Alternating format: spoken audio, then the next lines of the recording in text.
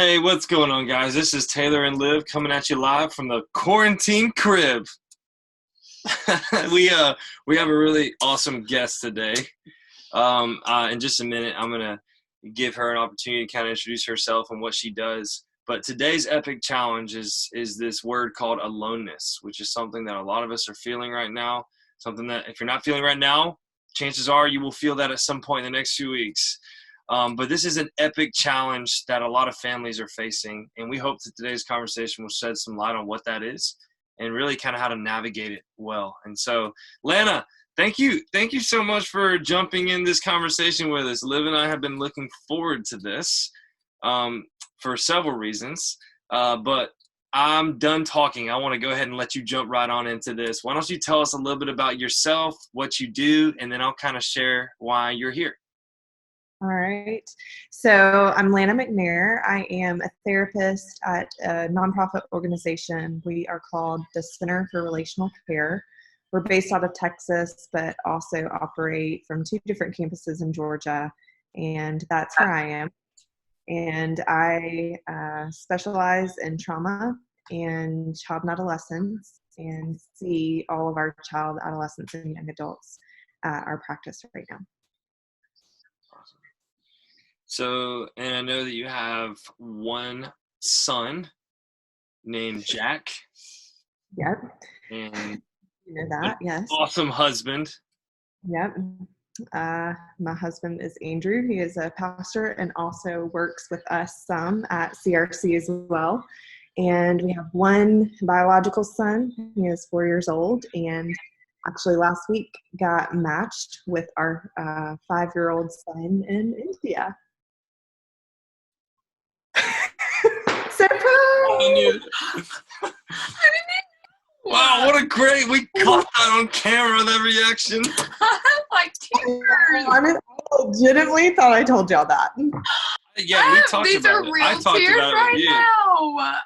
You got matched. That's We great. well, it's like a 3-tier process. We are in tier number 2, and we are officially matched. Yeah. That's So awesome. when quarantine is over, we can make that official. I'm about to take off my sweatshirt. That is awesome. I'm so pumped. Well, Lana, thank you so much for being here. Today, like I said, the epic challenge. Hang on one second. Y'all keep going. I think Piper called me. Oh, parenting. That's what this is about. Awesome. So our epic challenge today is this idea called aloneness, which I really want to just kind of open it with a kind of a broad question. But you're in the trenches. I mean, you're seeing a lot of adolescents, children, teenagers, all the above. And especially during the season that we're walking in right now, during this social distancing, this pandemic, parenting through a pandemic, there's no experts on this, right? So, but from where you are sitting, because you see from where you sit, what's the biggest issue right now? Because we keep hearing things like anxiety and depression rates and suicide rates are going up like crazy. But what are you seeing? Maybe you could kind of give us some professional insight into what's really going on.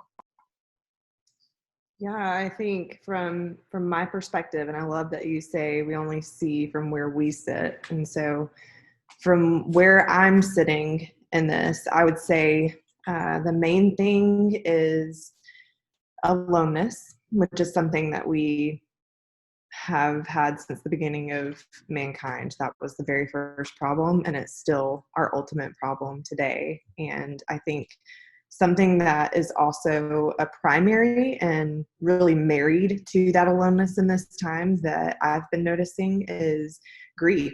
We all, because we live in a broken, fallen world, are going to experience grief that is just loss. We're going to feel loss of some kind, of some variety, at some point in our days here on earth. And yet, right now, and perhaps for first time and the only time that any of us will experience this, we're walking through collective grief. We are all grieving at the same time. And yet we all feel, or most of us, or many of us feel alone in the way that we are grieving, even though everywhere we turn, every other person is grieving at the same time as us. So it's this weird time to be alive, right? Because we're walking through the same thing. We're all walking in grief, and yet we're all walking in it feeling alone. Yeah, that's really good. You mentioned that this was the first, aloneness was like the first problem that mankind ever had. Could you shed some light on that? What do you mean when you say that? Yeah, so at CRC, we practice primarily with a model called the intimacy therapy model. And we're all trained in additional models also. Many of those are clinical. This one is our faith-based model that really drives, and it's the undercurrent of everything we do. And the vein or the track that really runs that model is based on the creation story that we see in scripture in Genesis, where this creator God comes into the scene, and in his magnificent creativity, he starts speaking things into existence from nothing. And when he creates a piece, he says, oh, that's good. And he enjoys it and then moves on to the next piece until that is something is not good. And we all are familiar with this probably, but the first thing that wasn't good was for man to be alone. And we have to consider that at this point, it was perfection, right? There was no sin yet.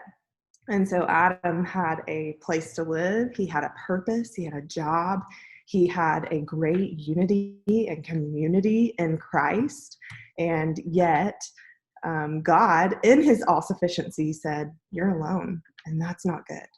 And so I think that regardless of who walks through our doors at a therapy practice, or through a church, or through a school, or through a home, regardless of what they're carrying, when it's something difficult, we can chase it back down to they're probably feeling alone in it. So, like I was saying earlier, like we're hearing a lot right now about anxiety and depression and suicide rates and all despair and all these things. But kind of what you're saying is, yeah, that stuff is out there. It's absolutely an issue, but there's a deeper issue. Like the source of all of that is this thing called aloneness. So could you kind of talk us through how do we go from aloneness to anxiety and depression and suicide? Like, what's that flow? I mean, if aloneness is the source, then how do we get to someone trying to take their life, or someone in this downward spiral of depression that they just can't seem to break, this cycle of anxiety? How do you go from aloneness to that? Yeah, I, I think that maybe the best way to answer that question is by asking another question, which I know people just love that, right? But when we ask the question, okay, well, how does aloneness turn into, how does it culminate in all of these other things? Well, I think the better question becomes, how do we remove aloneness? How do we actually remove aloneness? And the answer that we would point to is, again, within our model based in scripture, we would say, we look at that same story and we see how God removed aloneness. And how he removed aloneness, he remedied it by providing a helper, or zoomed in, we see a spouse, but zoomed out, we see community, relationship, connection. And so to go back to your question, I would say we're living in life on this spectrum of feeling alone or feeling connected and intimate with Christ and others. And when those relational needs are going unmet, that is when we start feeling alone and try to replace the void with things that don't satisfy, don't offer connection, don't offer true intimacy. And instead, they result in anxiety and grief and depression and suicide and all the things that we face because of a broken, fallen system. Wow. Okay. So what you're saying is the remedy to aloneness is relationship. Is that how you would summarize that statement? Yeah. The remedy to aloneness is relationship. And so Help relationships. healthy relationship. And I know you mentioned relational needs there. You kind of zoomed past that, no pun intended. But you mentioned relational needs. Can you kind of talk us through what maybe some of those relational needs are? Yeah, so again, we would look to scripture to answer that question. And we believe that the Lord laid out the example of not just saying, okay, relationship, intimacy is what's going to remove that problem, that aloneness for you, but here's how to relate.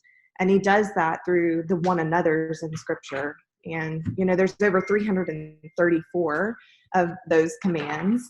And I think we could probably narrow it down to a good group of 10 or so, give or take some. But some of those would be, y'all have gone through our material, and so y'all know the answers to these here. What are y'all's top needs? Oh, Do you remember gosh. yours? You first.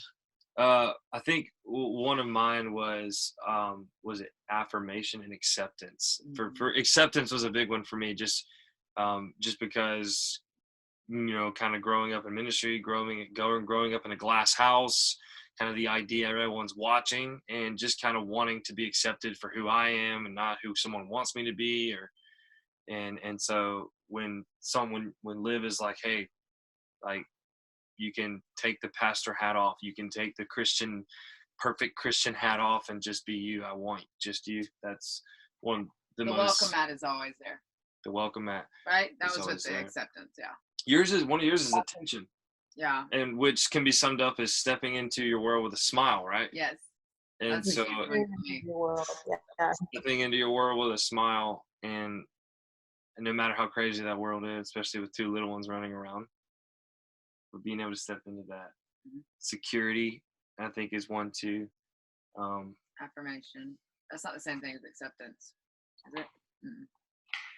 So, yeah, I feel like I just kind of like threw y'all under the bus. I'll have to just edit that part out. Bump. No, that's good.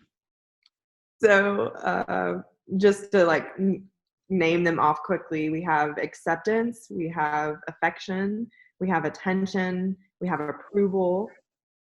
Yeah. What? I said, yeah, that's what it was. Affection. Yeah, I want affection. Yeah. Just love me. Yeah. And then what's our fifth A? Acceptance, approval, attention, affection. I don't know. It'll come to me. Appreciation. And then we, just when you think they're all A's, move into comfort, which is a huge one that I'm sure we'll probably delve back into.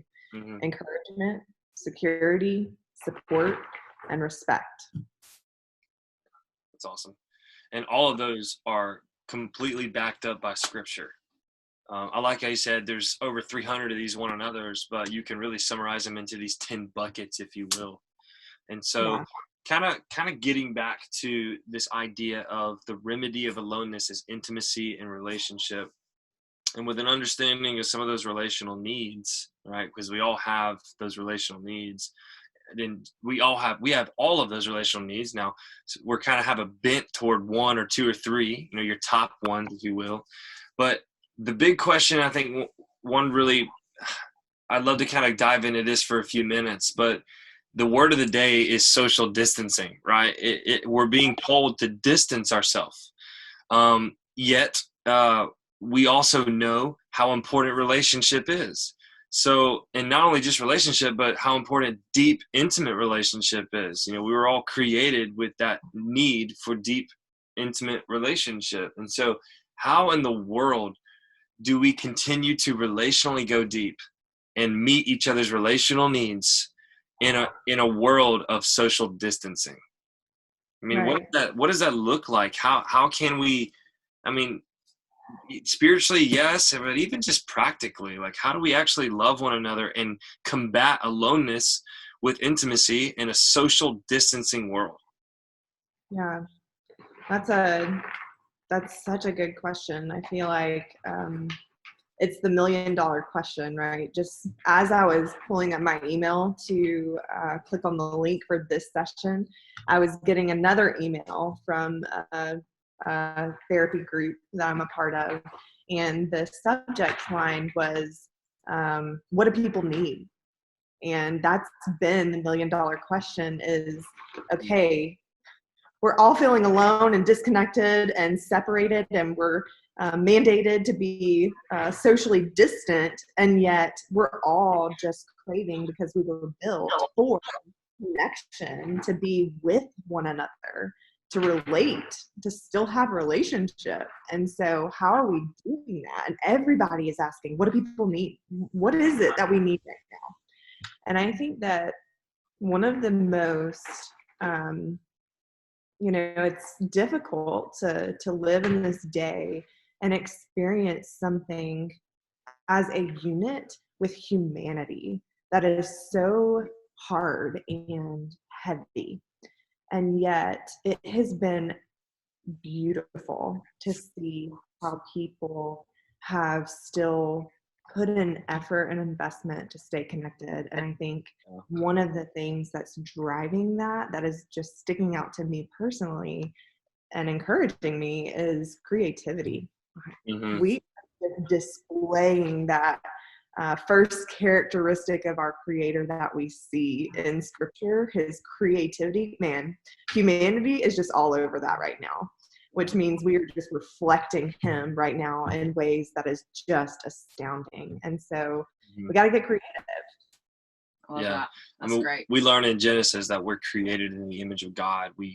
We're in his likeness, right? And so anytime that we are creative, whether that's a painting or a photography, or even how we're connecting nowadays, getting creative, what we're doing is we're affirming the fact that we have a Creator and we are made in his image. We are in his likeness. Yeah. So I love that you went there. And so with that being said, I think one thing I'd like to kind of like to swing a bit our conversation, if you will. And so CRC, you guys have this thing called an emotional cup.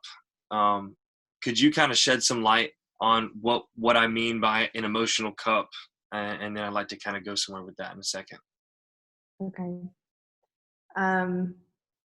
Yeah, so we were created with a little storage unit in the back of our brains that's called the amygdala, which is really fun to say. And it literally holds our emotions. That's its primary function. And we have coined that the emotional cup. And we say that, life events, circumstances will pour emotions or feelings into that cup. And that cup has two options at that point, because you think about it and you start your day this morning, and, we're sitting here at 10 now, but if I were to walk you through my morning by 8 a.m., I had already experienced probably a full cup of emotions. And it's 10, right? And so I've probably been overflowing since about 8, if not before. And so all the mom, yes. You see what I did there, though? I feel you. That's good. Yeah, so they either have two options. Those emotions are either going to become drained and just leave more and more room for more and more emotion, or they're going to build up. And when they build up, there's only one place for them to go, and that is overflow. Yeah. And so, yeah. And I think anxiety and depression and is that how it connects? Would you say that, like, this idea of anxiety and depression and even having suicidal thoughts or other things like addiction would be considered an overflow of a very, very full emotional cup? Yes, and no, a little bit. So I would say anxiety, depression, those feelings, right? Those are what's put inside of the cup. Now, the manifestations of it, those suicidal thoughts, the suicide attempts, the addictions you mentioned, the external grieving, those, or it can be internal too, the obsessive thoughts, things like that. So the feeling is inside, but the manifestation of the feeling is what overflows. Yeah. And that's negative, right? And so I want to be sure we say, like, there's a lot of positive things going on too, hopefully, with the church. And that overflow is when we see people getting creative, because I have joy in my cup. I'm going to be creative and overflowing to others right now. Yeah. If my capacity is full with just grief and overwhelm and anxiety and fear, then my manifestations are going to come out in things that people would want to call, oh, you're suffering from anxiety, you are suffering from depression. Does that make sense? No, yeah, it really does. And so again, you see from where you sit, and so we obviously are overseeing a student ministry, and so what we're hearing and what we're seeing right now is, man, students are really struggling. I mean, you were just texting some of your girls today, and they're just honest, and they're just like, hey, I'm really struggling right now. and I think it's good to admit that. Back. Yeah, people are saying things, I want my life back. And heard that a lot. Especially with like our seniors, you know, my heart goes out for our seniors. Not that I'm excluding all the others, but like seniors, this last hurrah, they've waited on this senior year, senior prom, you know, the idea that graduation may not happen, and the idea that they may not walk like they thought they were, and the last semester of school, and even just how abruptly everything ended was just like there was no warning. It was like one day they were there, the next day they weren't. And then you get like seasons like you have softball and baseball and soccer. Don't even go into the athlete world. Yeah, I mean, extracurriculars. Everything that people. I would have died in high school. I know a lot of people are like, there's like this real sense of despair that is going around, this hopelessness of like so many students were clinging to these things that they were, you know, using these things as a source of hope and as a source of security. And it's just fun. And it's fun, even just that. But man, it's like, it is like, it's gone. It's gone. And it just happened in a matter of seconds. Your question. Yes. So my question was, with all those emotions, right? How do we enter into that world? I mean, for these students who are really struggling, how can we enter into their world and actually minister to them with the remedy? Alongside parents as well. Yeah, and parents are the absolutely. Ones that seeing the overflow. Yeah, and I mean, there's going to be more parents. so than more so than our grow group leaders. Absolutely. I mean, parents have a more God-given influence than leaders ever will. And so I think this conversation can be bent toward parents and leaders, just going like, hey, when there is a very full emotional cup, like, how do we step in? How do we step in and help them drain it? Like, what does that look like? What does that sound like? Right. Yeah. I feel like there's so many answers to that. And I think a really good tool for leaders, parents, and even the students, for one another, for all of us. This is universal, right?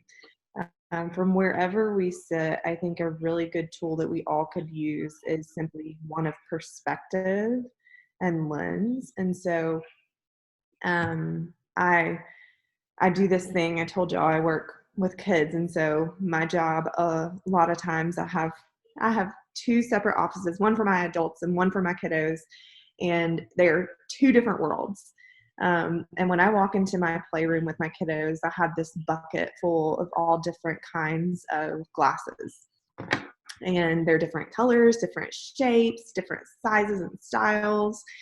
And I encourage them sometimes when we're having a hard time only seeing one perspective, right? I'll ask them to go grab a different pair of glasses out.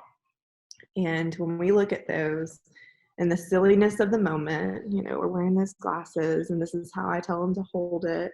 We're having two C's for our lenses here. One of those is curiosity and the other is compassion. And those are a game changer when we actually look at one another through the lens of curiosity. And then because of that curiosity, we are able to engage some compassion or empathy for one another. Then it leads to another C, which is connect.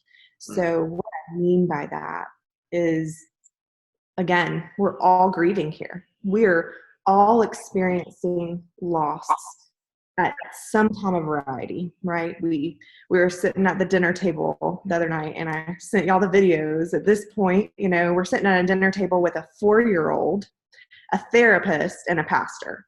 That sounds like a good joke, right? And here we are thinking that our 4-year-old is not being impacted by this very much. I mean, we've held a pretty open communication with him about it, but overall, we thought we had done pretty well at keeping him safe and grounded and just unscathed by this. And yet, y'all saw in these videos, it's not an uncommon thing for our little Jack Oliver to break out in song at any point. And so at the dinner table, he starts singing a song, and he's singing about his bread. Well, then it turns into, and I pull out my video because I'm like, oh, he's so cute doing that mom thing, right? And then it turns into, it's okay to be sad. And then it's okay to be sad about the virus. And then it's okay to cry when you're sad because you can't see everyone. And so here we are sitting here, and I'm thinking, that's when the camera shuts off, right? Because I'm thinking, oh my goodness, 4-year-old being impacted by what's going on in the world today, because no one is immune from the grief and the loss that we're feeling. Piper was sobbing tonight because friends couldn't get out of their car for the party. Yeah. So she's right there with them. In that childlike state, what they're showing us is there is an innate desire to connect with people, and they are grieving the loss of relationship. Right? And that was before the distractions of everything that come along with developmental stages get in the way of that. And so for your seniors, they're experiencing great loss right now. And so for the mom and dad or the youth leader out there who, just using that as an example, but who look at that senior who wouldn't come out of their room one day, or maybe had sassafras attitude and got salty with mom and dad, rather than jumping down their throats because you're feeling salty and moody too, right? Yep. Instead of that, try next time just taking a second, ground yourself, regulate yourself, and then look at them and just chase down the why. Yeah. That's what's coming out of their cup, but why? That's the curiosity. I love that. Gosh. You look at the curiosity of it, it does something to you. It engages the compassion. And when you actually feel compassionate and empathy towards another person, connection, that's when it happens right there. Yeah. And so you go in for it, mom, dad, youth leader, and you say, oh my goodness, you're really dealing with a lot of loss here. I'm off the top of my head just thinking, like, losing your friends, your teammate, which is your family at that point. Like, you're losing your connection with your small group. You can't drive anymore and you just got your license. That's horrible. I am so sorry. I bet you are feeling just so alone, and I bet you're feeling out of control, and you're feeling sad. Did I get that right? Mm-hmm. Allow them to engage, allow them to own it with their words. Mm-hmm. And then when they do, you say, yeah, I'm feeling really sad for you too. Compassion. And then in that moment, you watch as they reconnect with you. Wow, yeah. And your relational needs, right, are met, and you start feeling less alone and more intimate. And that's what draining the cup looks like. Asking those questions, and and then to be able to pour in positive emotions. What we would call positive emotions. Yeah, absolutely. And the connection, like that's the remedy, huge. Like what you're talking about. Like that's the remedy to aloneness, being willing to go to someone's side of the mountain and just go, hey, I see you and you're feeling missed, but guess what? I see you. And I think it's also important to state, like, what you just did is you mourned with those who are mourning, which is exactly what Jesus did. I mean, I think about the story of Mary and Martha, and they both went to Jesus and they said, if you would have been here, our Lazarus, he wouldn't have died. And that's where we see Jesus to one of them going, "I'm the resurrection and the life," maybe because there's a time and a place to be like, "Hey, I am still in control. Like, don't doubt this. I have this." There's a spiritual punch in the gut, if you will. But just like a verse or two later, the other sister says the same thing. If you would have been here, and brother wouldn't have died. And Jesus, it just says he wept. He just wept. And it's just like, man, like Jesus was the definition of compassion.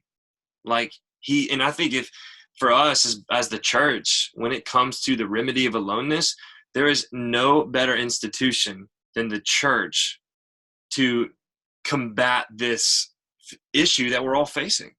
Like I keep telling my leaders, I'm like, hey, they're going to try things and they're going to try things and they're going to try things. But when they find out that it doesn't scratch that inch of connection and intimacy, they're going to come to us and we are going to be ready.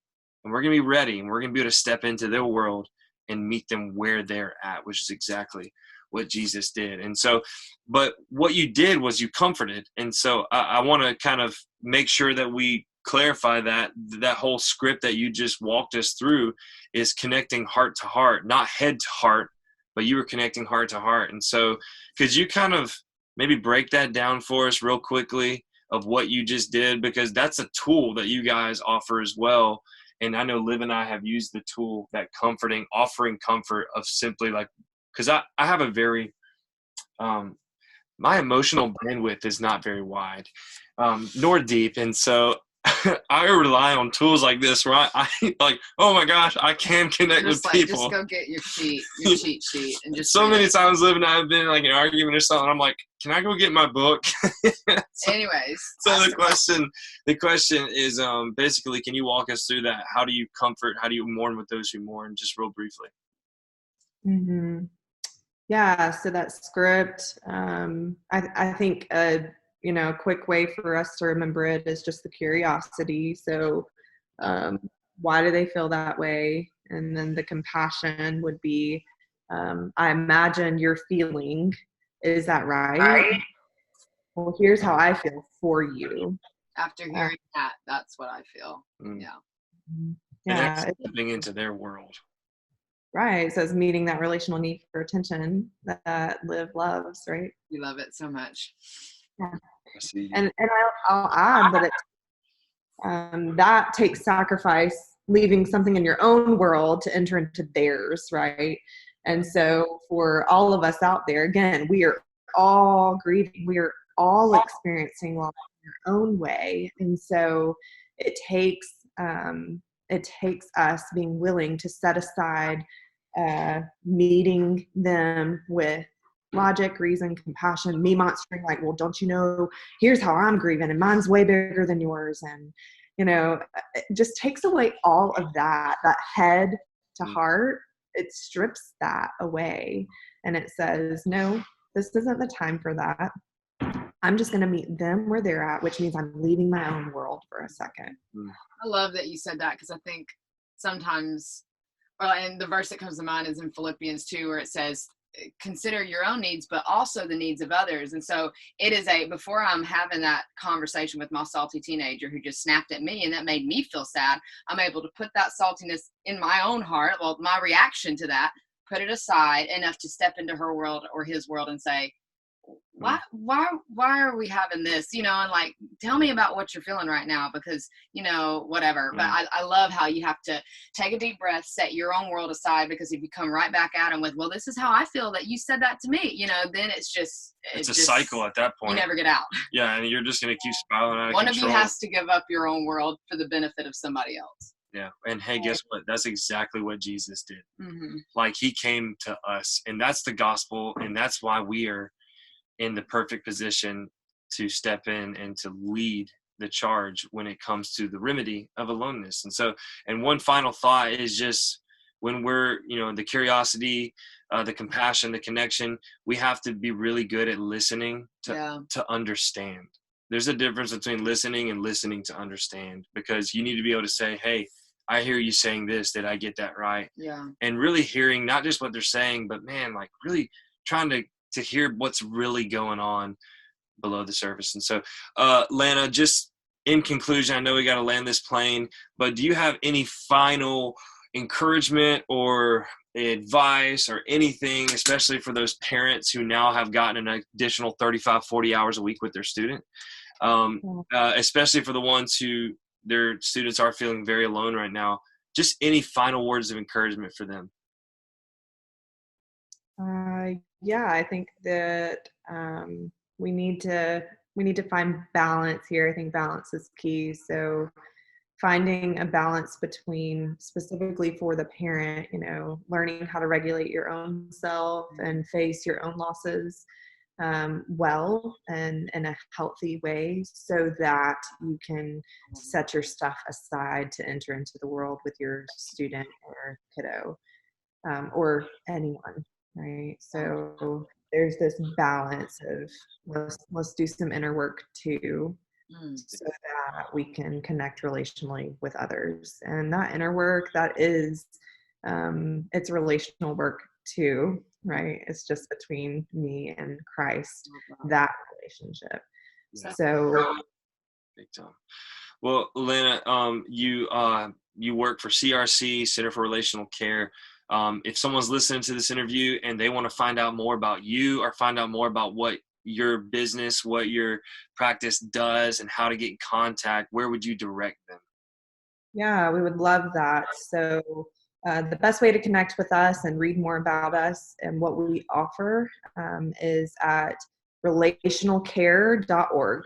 And you can really find anything you need from there, or just go to you guys, right? That's right. I was about to say, we are the satisfied customers. We had the privilege of going to the marriage intensive. We can't go anywhere, so we're just here. So please, give us a ring. But we swear by it, man. It's the relational, the marriage intensive was pivotal for our marriage. A year ago. Yeah. So and we're not doing those right now. I will say that, they're in our future. We're still holding out for that. But in the meantime, one of the beauties of this world that we're living in is we're able to connect with anyone from anywhere. And so we're offering therapy, just through a screen. Same mission, just different method. Do it, people. It's awesome. Okay, well, Lana, thank you so much for carving out some time in your busyness to talk to us. And we hope that this has been encouraging. It's been encouraging for us, but we hope this has been encouraging for you parents, for you leaders. Again, this has been our episode on the Epic Challenge. Until next time, we'll see y'all then.